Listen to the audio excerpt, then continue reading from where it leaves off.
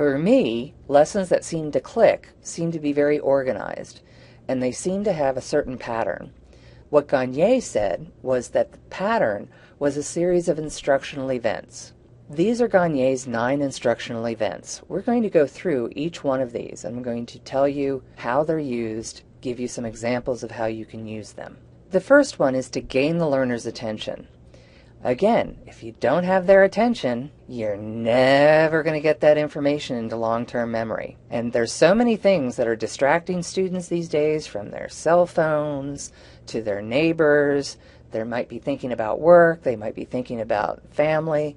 All of these things are vying for their attention in the classroom. And remember, if they're not paying attention to you, within a half a second, whatever you've said has gone bye-bye, figuratively in one ear and out the other. How can you gain their attention? You can ask a thought-provoking question. Give them an interesting fact. When I teach a lesson on gender differences, I have this great video that's an interview with a woman that gains the student's attention because it's a real contrast between how men and women communicate, what they think about, all of those sorts of things. And it's an interesting little way of gaining their attention because they've all had the experience of trying to communicate with a person of the opposite sex.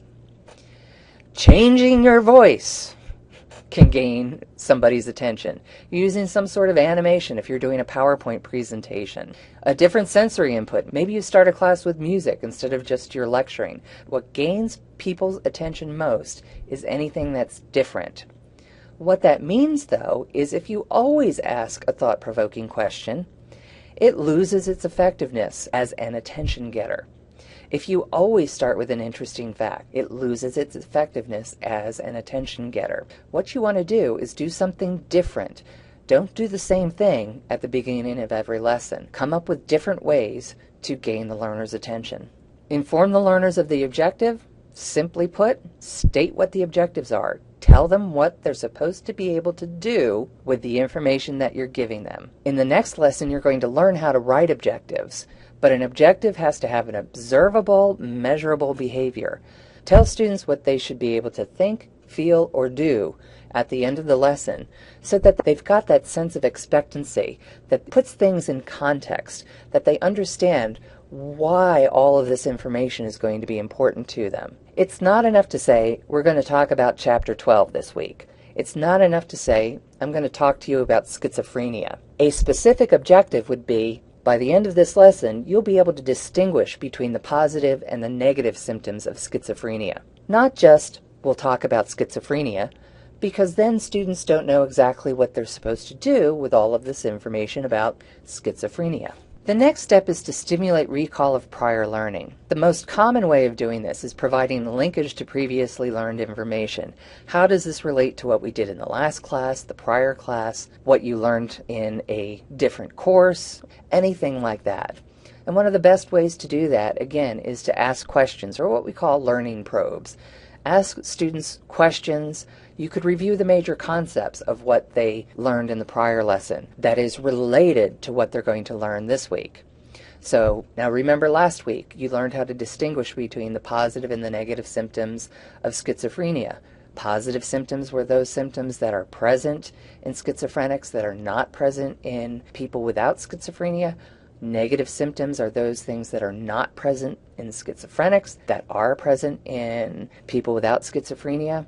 Well, today we're going to talk about therapy and how we can use different types of therapy to help alleviate those symptoms of schizophrenia. Right there, I've reviewed the major concepts of what we talked about in the prior lesson and related it to what they're going to do in the current lesson. The majority of what you're going to do is presenting content. There should be some sort of meaningful organization to it. As you're presenting the content, you should present it in small pieces of information. Remember that working memory only holds 7 plus or minus 2 pieces of information. So you don't want to overload the working memory, or else students don't have a chance to encode information into long-term memory. You could use an inductive approach or a deductive approach. Present all of the examples first and then help students figure out what they have in common, or present the concept or the rule first and then give the examples. And then use text, graphics, audio, all of these things that engage the different senses of the learner. It's not just the auditory stimulation, but visual stimulation. Some students learn well through text. Some students learn well through words. Some students learn well through graphics. You have to try to provide all of that for all of these different students. You can watch the Teaching Strategies lecture for more information on ways that you can present content. The next step is to provide learning guidance. These are things like hints that help students figure out how to encode that information in a meaningful way. Something like a case study that they might be familiar with, and then step through how the content applies to that case study. Graphical representations. Again, there's a concept called dual channel processing, which says if you have information coming in two channels, for example, the auditory channel, which is hearing, or the visual channel, which is seeing, you can encode it more effectively because you have both of those channels going on at once. Providing mnemonics or analogies like Roy G. Biv, red, orange, yellow, green, blue, indigo, violet, the colors of the rainbow. Then you want to elicit performance, and this is in the classroom so that they have the chance to apply this knowledge with you there to provide them guidance. Again, you can conduct learning probes, which are asking questions. There's a specific way to ask questions. Research shows that teachers tend not to wait long enough to give students a chance to answer a question before going on to another student or asking for the whole class to respond. So you ask a question, you give some wait time, give sufficient time for students to try to figure out the answer, randomly call on someone, and if you can't find someone randomly who has the response, then you can ask for a choral response, which means anybody can answer it. Provide feedback as they're applying this information. You provide a lot of feedback at the beginning and then provide less and less feedback as they become more familiar with it. The more quickly you can fix a misunderstanding, the better it is. Because when you give feedback, it's most effective when it comes immediately after the behavior that you're trying to correct. So giving them homework, having them do the homework at home without giving them immediate feedback, doesn't give them a chance to fix their mistakes. And the feedback that they might get is less effective than if you gave them a chance to apply that information in class and give them the feedback immediately. Once you've provided enough practice in class, then they get a chance to perform without any guidance.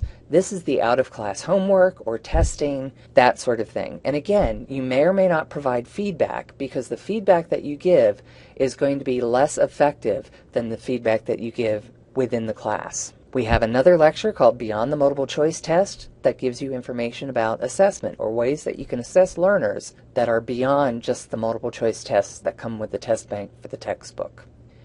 And then finally, you want to enhance retention and transfer. This is giving things like real-world examples. What am I going to do with this information? Where can I use it? What can I do with it? Why is this important? How does this relate to what comes next? All of those things are ways to enhance retention and transfer, or ways to make sure that students can take what they've learned in the classroom and use it outside of the classroom. Now, that's a lot of information to try to remember. There's a way to look at these in 4 groups. The first 3 are all designed to orient the students to the instruction. The next 2 are the actual presentation of the instruction, the meat of the lesson.